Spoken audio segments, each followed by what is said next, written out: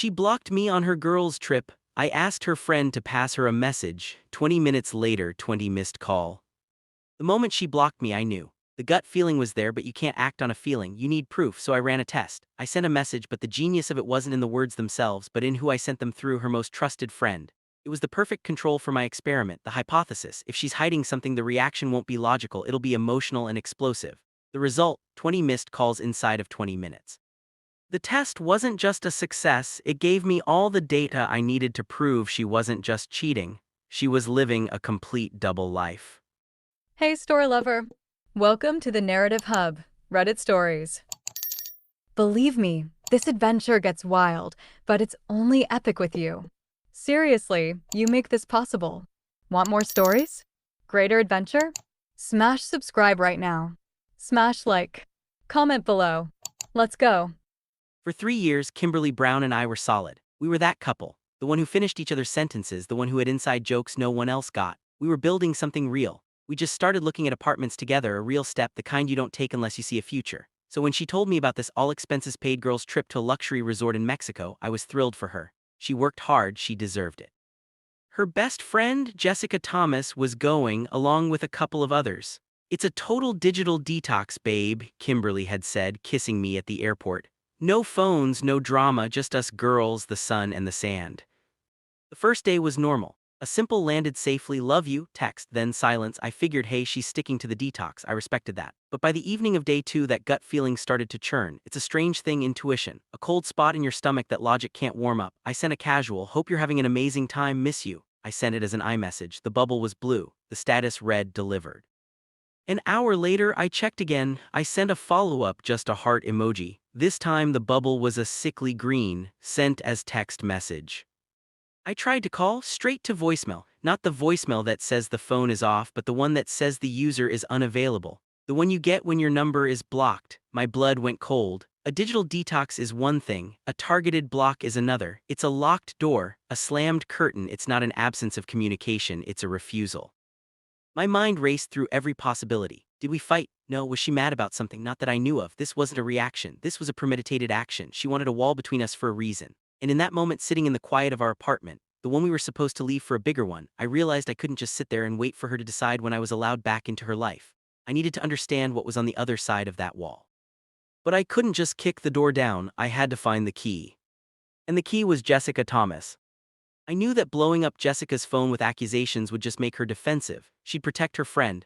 No, I had to play this smart, I had to be calculated. I needed a message that to an innocent person would sound completely normal. But to a guilty person, it would be a grenade with the pin pulled. I thought about our last conversation, our plans, our future. And then I had it, the perfect Trojan horse.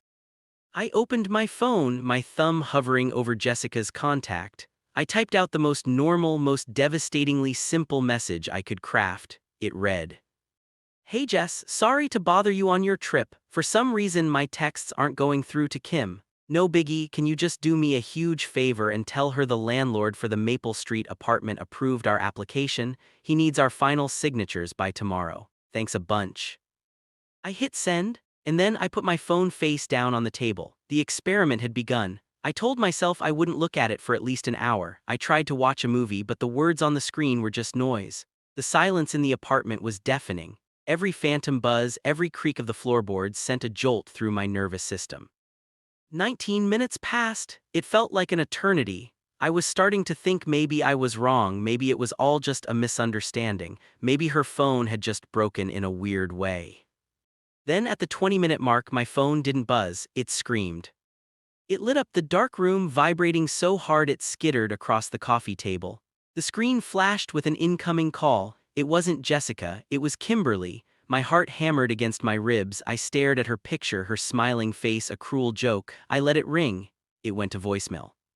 Instantly, it started ringing again and again and again. One after another, a relentless, desperate assault. I watched the notifications stack up on my lock screen. Missed call, missed call, missed call. They piled up like digital wreckage. 5, 10, 15. The final count was 20 missed calls. Then came a barrage of texts, not from her but from Jessica. "Matthew, call her back now. It's not what you think. Please answer the phone, you're ruining everything."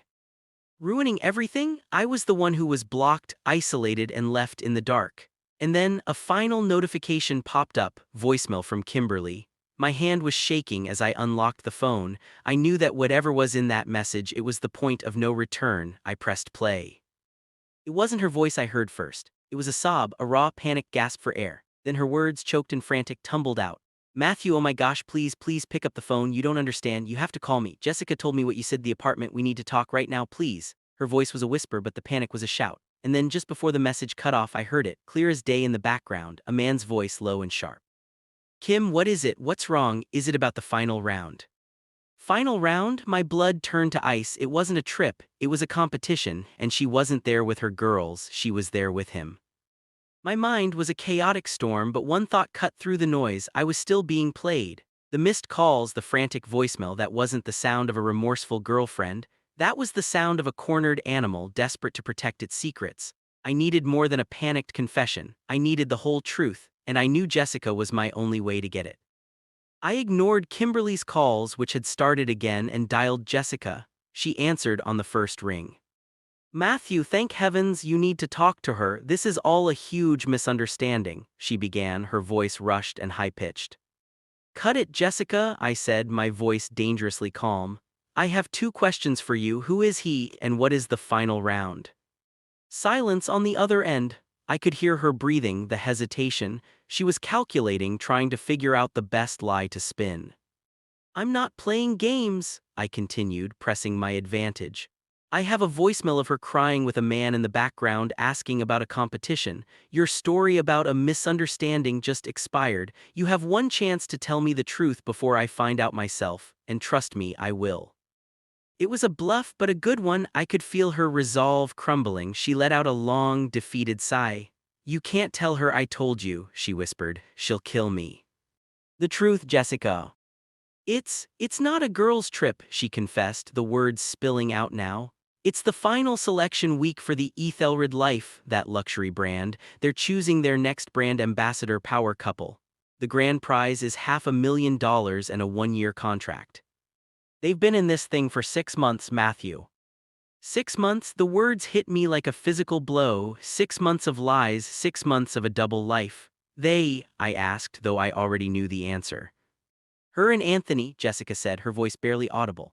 Anthony Wilson, they met at a marketing conference last year. They constructed this entire fake relationship for the competition. They have a separate Instagram, thousands of followers. They've been posting as a couple for months. This week in Mexico is the final test. The judges are there on site monitoring them, total immersion. They had to prove they were a real, devoted couple. That's why she blocked you.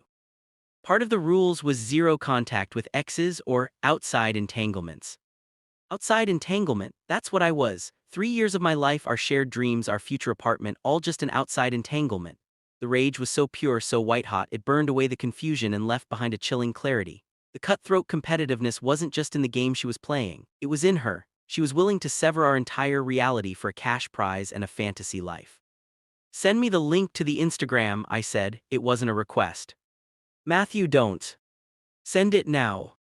A moment later, a link appeared in my texts. I clicked on it, and there it was, a perfectly curated world of lies. Kimberly and this Anthony character, a handsome, generic-looking guy with a perfect smile on yachts at black tie galas, drinking champagne in exotic locations. The captions were filled with sickeningly sweet declarations of love and hashtags like couple goals and Ethelred Life. There were hundreds of photos stretching back for months. While she was kissing me goodnight, she was posting photos of his hand in hers. While we were planning our future, she was building a fake one with him. She wasn't just cheating, she was auditioning for a new life, and I was the secret she had to keep to get the part. The 20 missed calls weren't because she missed me. They were because my message about the apartment, our real-life commitment, was a grenade thrown into her fantasy world. It threatened to expose her entire strategy in the final round of the competition. It was never about us, it was about her getting caught. And in that moment, I knew I wasn't going to play the heartbroken boyfriend anymore. She wanted to play a competitive game? Fine, I was about to make my move. I didn't call her, I didn't text Jessica. I scrolled through the fake Instagram profile, my mind working like a machine. I saw their carefully crafted image, the brand they were trying to sell, a story of authentic, unbreakable love. It was a masterpiece of deception, and every masterpiece has a fatal flaw. I went to the Ethelred Life official Instagram page. They were posting live updates from the competition in Mexico. Pictures of the competing couples, including a glossy, professional shot of Kimberly and Anthony, captioned, Our finalists, Kimberly and Anthony, showing us what true partnership is all about. Their devotion is an inspiration. I looked at the picture. They were staring into each other's eyes, a perfect portrait of a lie. Below it, thousands of comments from their adoring fake fans. They have to win. My favorite couple, so real. I took a deep breath. My plan was simple. It was brutal. It was final. I wasn't going to tear her down in private. I was going to detonate her entire secret life on the very stage she had built it on. I went back to my own photo gallery. I found a picture of us from our anniversary just a few months ago. We were happy. It was genuine. It was real. I screenshotted it. Then I went back to the Ethelred life post. I scrolled to the comment section. I didn't need a long paragraph. I didn't need accusations or anger. I just needed the one thing that could shatter her entire illusion: the truth. I tagged Kimberly's fake profile, Anthony's profile, and the Ethelred Life brand's official profile. And then I wrote the comment that would end the game. I'm so confused. This is my girlfriend of 3 years, Kimberly Brown. I had no idea you were an actress. So proud of you, babe. Can't wait for you to come home from your girls' trip so we can sign the lease on our new apartment. Wishing you and your co-star, Anthony, the best of luck. And then I attached the photo, our photo. I hit post. For a few seconds there was silence. I watched the screen, my heart pounding a steady, rhythmic drum of adrenaline. My comment sat there, nestled among the fawning praise. Then the first like appeared on my comment, then another, and another. A reply popped up from a random user. Wait, what? Another one, at Ethelred Life, you guys need to see this. It was a lit match dropped on a trail of gasoline. The explosion was instantaneous and spectacular. My phone began to lag under the weight of the notifications. People were screenshotting my comment, tagging gossip blogs, flooding the brand's page with questions. The carefully curated fantasy was being torn apart in real time by a mob of confused and outraged spectators. My phone started ringing again. It was Kimberly. I looked at her name on the screen. There was no panic left in me, no anger, no sadness, just a profound, empty finality. I declined the call. And then, I did something I should have done the moment I saw that green text bubble. I went to her contact, I scrolled down, and I pressed block this caller. The screen went quiet, the calls stopped. The chaos was still raging online, but my world, for the first time in 24 hours, was silent. I didn't know or care if she won or lost her competition. I didn't care about the prize money or her fake boyfriend. She had made her choice playing a high-stakes game for a fantasy life, but in her cold calculation she forgot one thing. I wasn't a piece on her board, and I had just checkmated her entire game. The silence that followed wasn't the silence of loneliness, it was the silence of freedom.